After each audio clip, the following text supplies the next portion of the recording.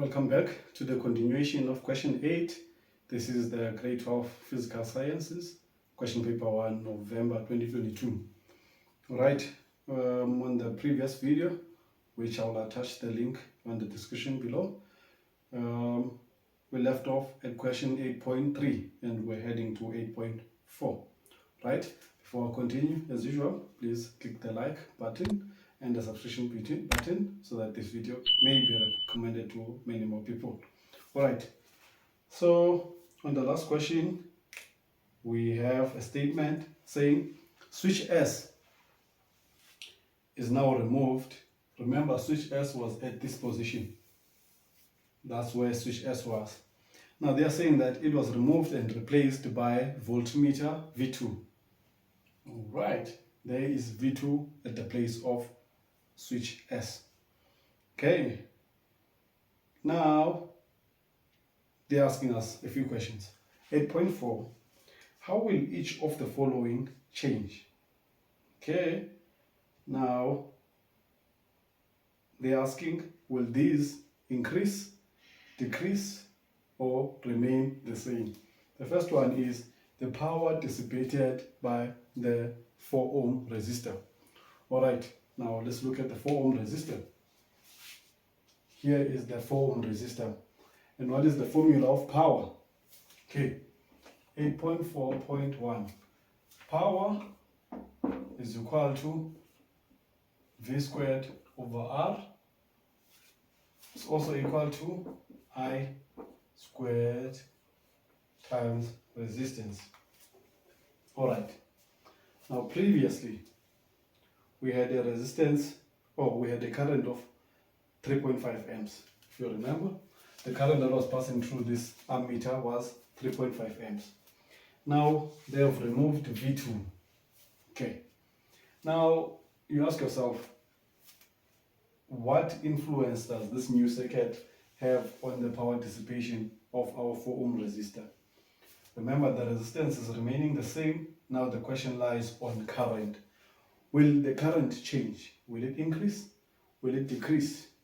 Or will the voltage change? Will the voltage increase or decrease? But let's rather stick to the current. Okay. Now, what influences the current through a resistor?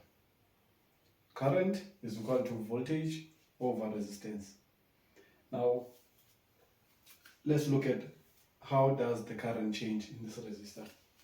Has the resistance of the circuit changed? Has the resistance of the circuit changed? If you look at this diagram, let's follow the current path. Current starts here, it goes, it goes. Now as the current goes, remember, it chooses two paths here. Now remember, current from the Ohm's law definition from the previous video, we say that current is directly proportional to the voltage or potential difference and inversely proportional to the resistance. Now you ask yourself here, will current voluntarily want to go through a path of most resistance, or will it choose the least resistance path? Now that's what happens when you have a parallel connection. Current has choices. Now if we look here, current has two choices. It can go here and go here. But what will it see if it goes this side? It will see this 3 ohm resistor and the 2 ohm resistor. What will it see if it goes this side? It will see 1 ohm, but most importantly, it will have to pass through the voltmeter. Okay. Now on the statement, like just the start of the beginning of this question, they specified that the voltmeter, the resistance of the voltmeter is extremely large. There's a very high resistance. And also, just on your understanding, you must always remember that voltmeter is a high resistance and ammeter is the low to zero resistance. Now when something has a high resistance, it means that when they say very, very high, it means that it is resisting current so much that current doesn't want to go there because it has a very high resistance. Okay, now what does that mean? This is the same as cancelling this path or cutting off this line. Now if you're cutting off this line, we have an open circuit here, or it's the same as opening a switch. Current will never be able to flow to 1 ohm resistor, meaning current will choose this path. Alright, now that path, remember when it was parallel, we had a resistance of, the previous question we have 5/6 ohm. That was the resistance of the entire circuit, the parallel connection. And then it was in series with this 4 ohm resistor. You remember that? Alright, now we cut off this path. Now current has flowed through 3 ohm and 2 ohm. It is no longer 5/6. The resistance has increased. R external has increased. The external resistance has increased. Now it's going to be 4 plus 5 ohm, because 3 plus 2, those are in series. Therefore, current I will decrease.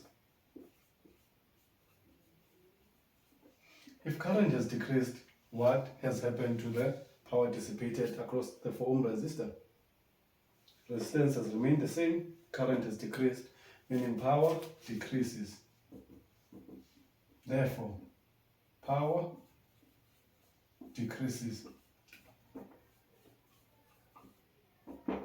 Alright, let's move over to the next question. Now the next question is asking us what has changed on the voltmeter V1. Cool. Remember, I said to you V1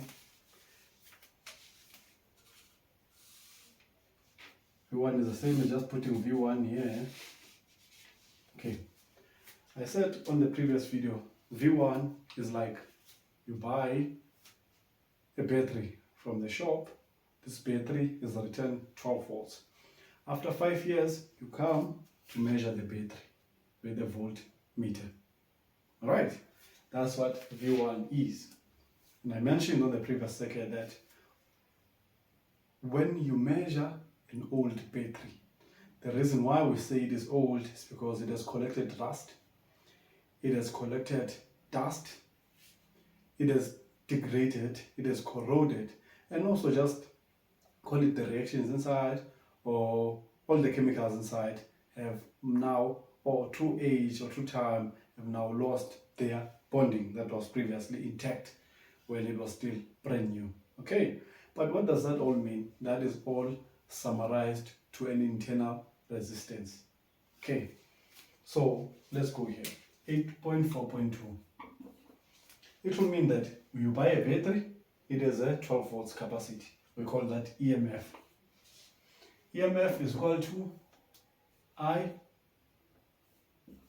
current through the circuit, R external, R internal.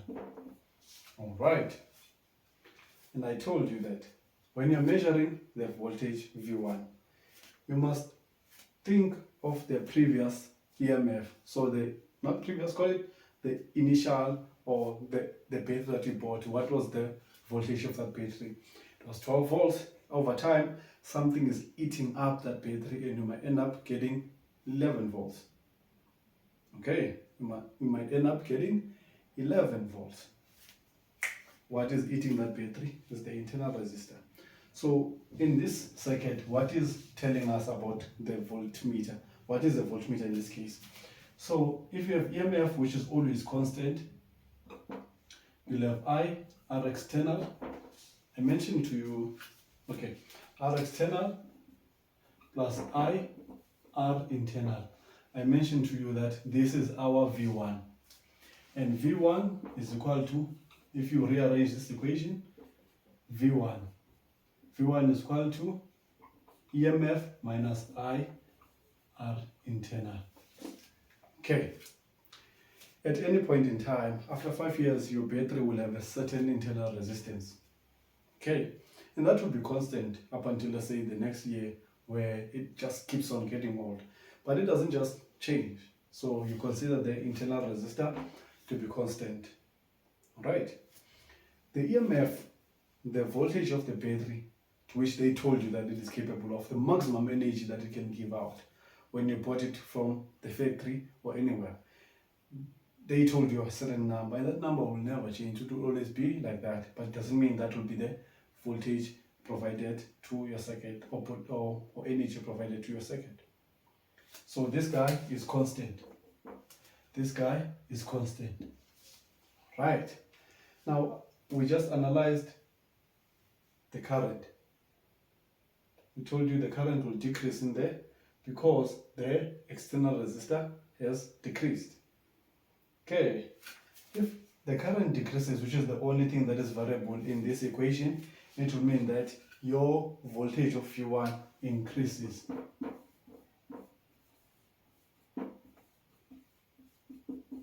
Alright,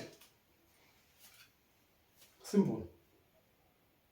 If you have any questions, please leave them on the comment section below. Alright, let's move on to the next question. Now, in the next question, they want us to explain why we're saying that the voltage has increased. Like I had mentioned, this is the equation in here.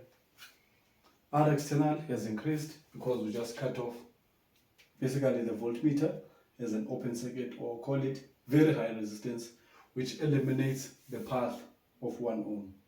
Okay, meaning the external resistance has increased. If you increase the external resistance, current will decrease.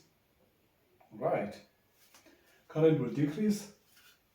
When current decreases, you go on to this equation. EMF is constant, internal resistance is constant. Therefore, the voltage read by voltmeter V1 will have to increase because current has decreased. All right. Maybe you might also be confused as well. What does this really mean? Let me make you a quick analogy here so that you know what it is. 0.4. 4.2. Remember I said V1 is equal to EMF minus I times R internal. Let's look at a circuit like this.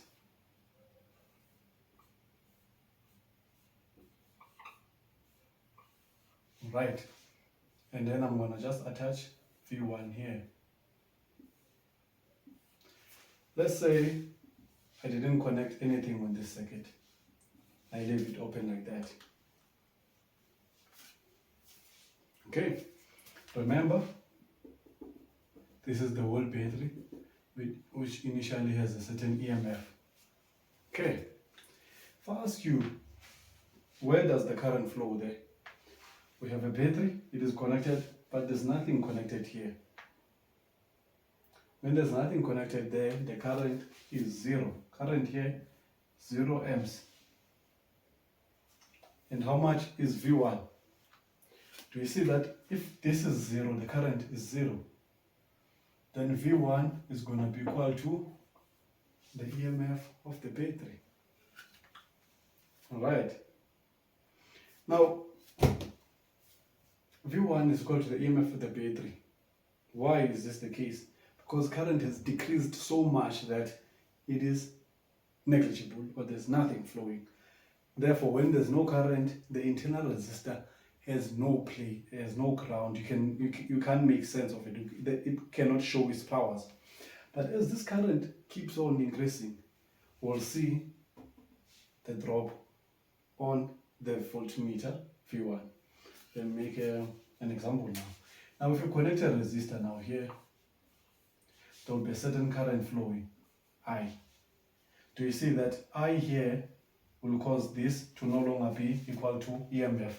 The V1, the next V1 now will just be E minus I times R, which is your new R. Do you see that now V has decreased because the current has increased?